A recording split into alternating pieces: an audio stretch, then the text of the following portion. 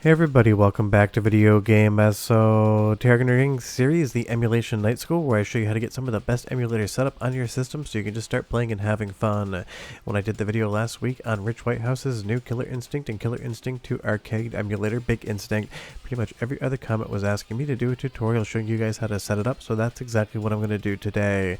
And just so you know, I always ask, please don't skip around in this video. If you skip around too much, you're going to miss pertinent information, then you're going to come back and ask me why it didn't work, and I'm just going to give you a time code. I've structured these videos from start to finish so you get the information you need to get the emulator unpacked, get all of the files ready to run, and then go through all the diverse settings to make sure you're enjoying your gameplay session. So please do me that favor and just watch it from start to finish. That way you get all the information in the order in which you need it, because if you do, you're going to get both of these games running on your PC. And trust me, BigInstinct is an absolutely outstanding emulator, bringing you two incredible arcade games at home, playing about as good as they've ever have outside of owning an original arcade PCB. Now when you download this, you're going to get two different zip files. BigInstinct, which you can just unzip, I've already done it here, and then Big Hard Maker. I'm sure there's a joke in there somewhere, you can probably figure it out. So all you need to do to install quote unquote the emulator is to unzip it in whatever folder you want it to live in. It's not an installation process. Just go ahead and unzip BigInstinct, the zip file, to wherever you'd like it to live, and that is where it's going to live moving forward. You can move it around if you want. Everything's going to be self-contained. So just go ahead and unzip that first file. That way you actually have the emulator quote unquote installed. For me, I've already done that, but for you, just go ahead and make sure you do it. The second thing you need to do is prepare all of the game files to run on this emulator. So go ahead and unzip Big Hard Maker. I would suggest in the same root folder as something like the actual emulator, but you can do this wherever you want. And then go ahead and navigate into that folder for me. Now within the Big Hard Maker folder, you're going to copy over the two CHD or compressed hunks of data files for the two hard drives, Killer Instinct and Killer Instinct 2, and you're also going to copy over the MAME ROMs, Killer Instinct and Killer Instinct 2.zip. You need these four files within the root directory of Big Hard Maker, or else you're not going to be able to compile these into the customized file format that BigInstinct is going to use. So once you have all four of those in there, they do need to be the right version. Pay attention to the description below. I will list the versions you want to drag over. You're going to go ahead and double click on Big Hard Maker. Again, plenty of jokes there. We're going to make you hard getting this ready.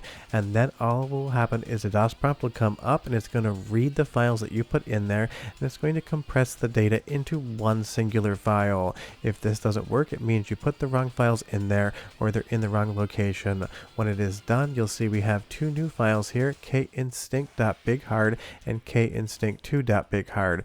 Just go ahead and either drag and drop those over to the BigInstinct folder, or in my instance I've already done that, so I will just copy and pretend to paste. Doesn't matter how you move the files, you just need to make sure both of them are in BigInstinct, because that is where it is going to read from by default when you open up the application and try to boot the games. You can navigate to other folders, but I don't know why you'd want to do that. Put them in the root of BigInstinct, you're going to save yourself a lot of time. But now that we're in the main menu of BigInstinct, I'm going to go through the pertinent settings you might want to change around to get the best experience out of this, starting with the video tab. I am capturing this via windowed mode. It just is easier with OBS, but obviously it's going to default to full screen. If you want to change anything there, you can. You can also adjust the overall resolution. If you have more than one display, switch that around. You can play around with MSAA as well as HDR, but for the most part, I would say all of the settings by default are what I would recommend. As far as scaling is concerned, I always prefer integer. That way I get a proper scale on both the X and Y axes, but that is going to leave a black letterbox to the top and bottom of your screen.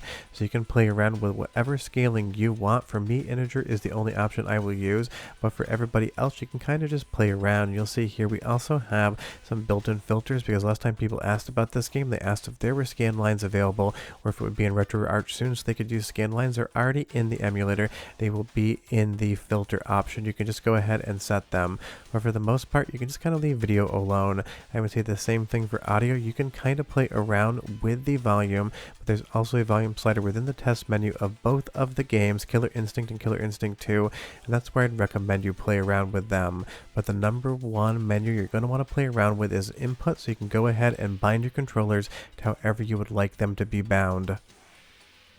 Now I'm using the TR Octopus Fight Stick, and by default that shows up as basically an Xbox compatible controller on my Windows 10 machine, which means it automatically binds the buttons of what I would consider to be correct. But you're going to go through this menu and rebind whatever controller you want to whatever you'd like. Like if you want a service button, I just went ahead and put it on back. That way if I need service, I will be able to use that. But everything else is either going to be a dip switch or it's going to be in the test menu within the arcade game builds in and of themselves. And if you're not familiar with test menus, we'll get to that shortly. If you want to play a two-player game, just go ahead and bind the second input device as well. You're going to see a lot of different options here that are just holdovers from BigPMU, the Atari Jaguar emulator, so don't worry too much about them if it doesn't make sense. And as far as online play is concerned, I'm not doing that in this tutorial. Everything is such a variable for online play. Every time I try to teach it to you, someone has a different network setting and it completely screws them up, and I get comments saying I didn't do it right, and that drives me nuts. But you'll see here within system we have all of those options, and you're also going to have the dip switches. Killer Instinct and Killer Instinct 2 operate both on dips as well as test menus. Now as far as the dips are concerned, out of the box it's going to mirror what a PCB would arrive like if it was brand new in box from Midway. You can play around with the violence, you can play around with the blood settings, you can have the track music on or off, but the number one option you're going to need to deal with is test mode down below. Just so you know, 0 means it is off, 1 means it is on any setting that has a 0 and a 1. If there's 1, 2, and 3, that just means more intense or less intense based upon kind of the blood levels. But if you don't know arcade emulation, you don't collect arcade boards, test menu is definitely going to trip you up a little bit. I'm going to teach you that in just a moment, because it is super important that you're able to actually do something like get through the test menu once you're not going to be able to change any options whatsoever. Now to go ahead and enable test mode, I want you to switch the dip from 0 to 1, and that is going to enable it. So if you go ahead back into dip switch settings and you see 0 and you're trying to get into test mode, it's not going to work. Once you hit test mode 1, if you go ahead and come back up here, go back into the nested menus, you will see load software. That's how you load everything up in the first place, and go ahead and pick whichever game you want. The dip switches are going to be consistent across both Killer Instinct and Killer Instinct 2.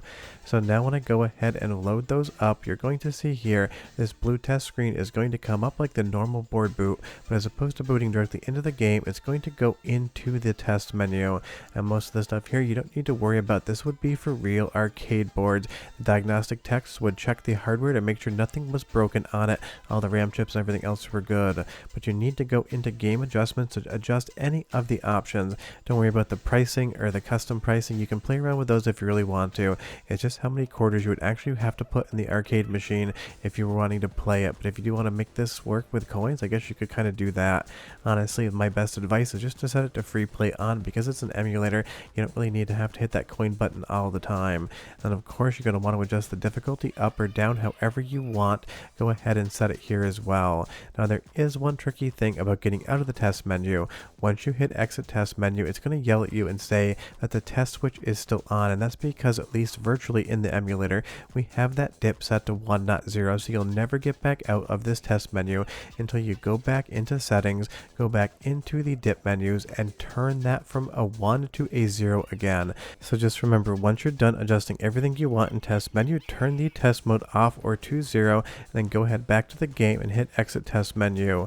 If you get into the game in and of itself, you'll be 100% good to go, and you'll see here all of those different settings after I hit exit test menu have persisted because the dip switch was still on, and these will save permanently. If you want to adjust anything else, go ahead and go back into the test menu by putting dip 1 on again, adjust everything, turn dip 1 off, and then hit exit test menu, and you can see here we are loading up into Killer Instinct 2. Everything is perfectly fine. We have no issues whatsoever, and that I definitely know is something that throws a lot of people when they're using arcade emulation. They're just not aware of the actual dip switch settings or the test menu even existing in the first place if they're not into arcade emulation or collecting real arcade boards, because the test menu and dip switch is what we need to use when we're setting up our PCBs in our collection. And I know everyone wants scan lines, and I understand that Killer Instinct and Killer Instinct 2 can look a little bit pixelated. If we go into screen filter and we hit enable, you've got these options here. We'll just pop on cheesy scan lines. I love the name of it. And now we are playing the game with those scan lines that people asked whether or not they were in the emulator in the first place. They are there. You can turn them on. I definitely think it does even out the image and smooth it just enough so that it takes away that big pixelation look. And if you think it's a little bit too dark here, you can play around with the HDR settings again, but I would say the overall color and vibrancy here in the image seems to be pretty spot on, so maybe you don't really have to play around with that whatsoever. But if you pay attention to this tutorial and you didn't skip around, everything will be good to go, and you'll be playing all of these games today on your PC. So just forget, you have to use BigHardMaker to change the files over, and you just need to use the menus and options I showed you to bind your controls, get your video set up, turn on scan lines if you'd like, and be able to change the options in the test menu. If you have any questions, leave them down below, and if you get really stuck, I do have the Emulation Night School tier on my Patreon where you can get custom chat support from me. But if you just pay attention to the video, you should be fine. Short of that, I'll see you guys next time. Bye-bye.